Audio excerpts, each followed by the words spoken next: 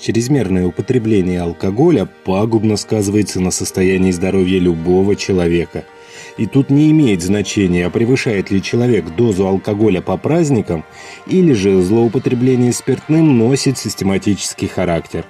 Сегодня мы с вами обсудим одну интересную статью, размещенную в майском выпуске журнала АИФ про здоровье. А называется она «Как убедить мужчину не злоупотреблять алкоголем». Здравствуйте, мои хорошие!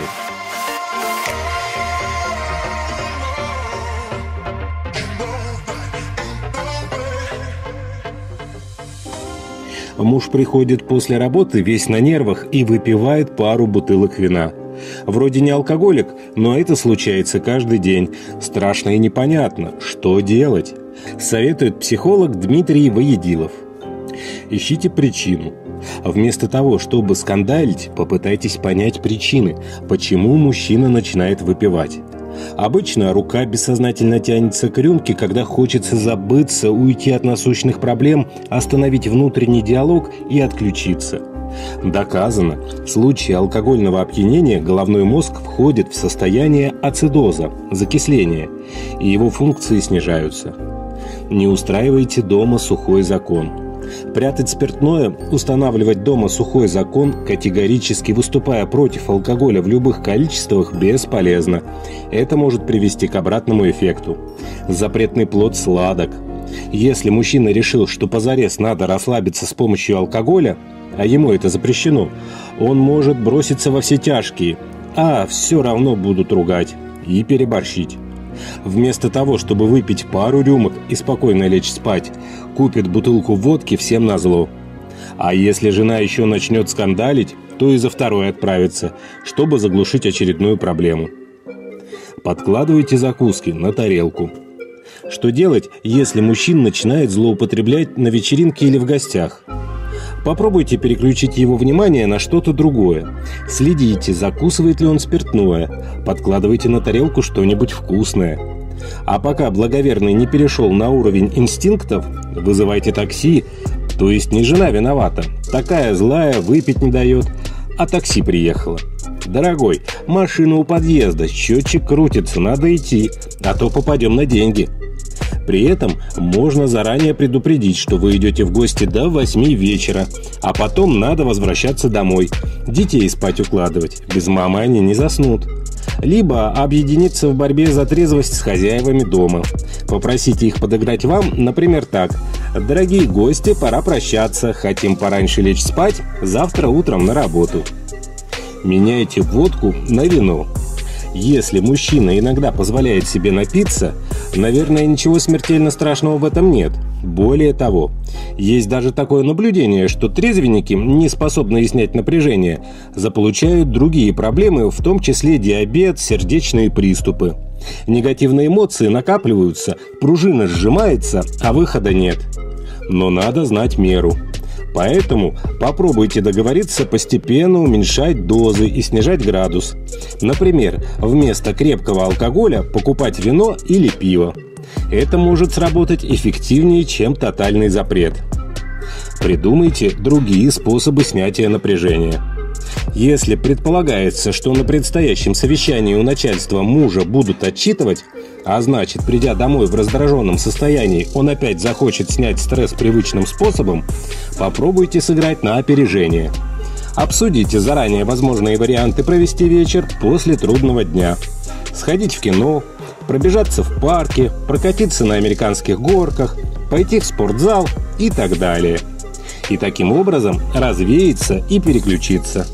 Стрессы будут всегда. Надо говорить о том, что снять их можно не только с помощью алкоголя. Главное, чтобы у человека был не единственный способ справиться со стрессом, а несколько альтернативных вариантов. Умная женщина всегда подскажет и вложит в голову мужчине такой набор разных способов выпустить пар.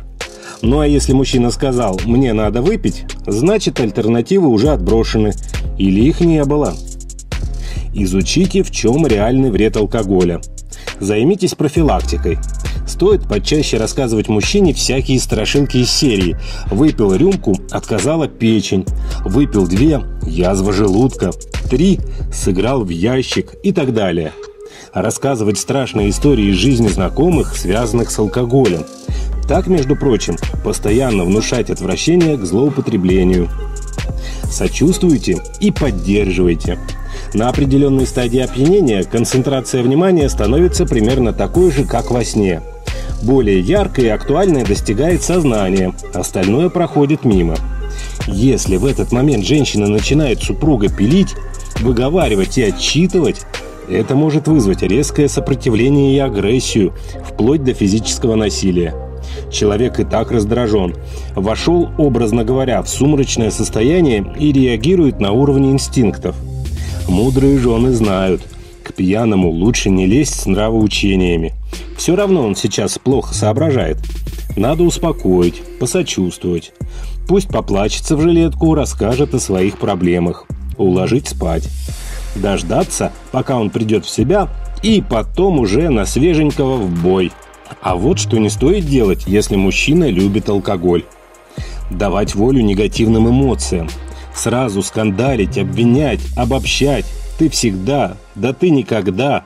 Угрожать. Не перестанешь пить, секса не получишь и так далее. Такое поведение вызовет только агрессию и желание ответить тем же. Не хочешь? Пойду к соседке.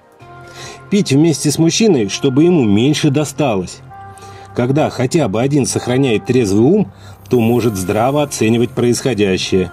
Иначе ситуация выходит из-под контроля. В конце концов, так можно и спиться. Делать резкие движения и лезть в драку. Махать сковородкой и полотенцем. Насильно отнимать рюмку и бутылку нежелательно. Можно схлопотать в ответ. Стыдить при всех в гостях. А раз уж вместе пришли, надо и выпутываться вместе. Стоять друг за друга горой. Не добивать, а помогать.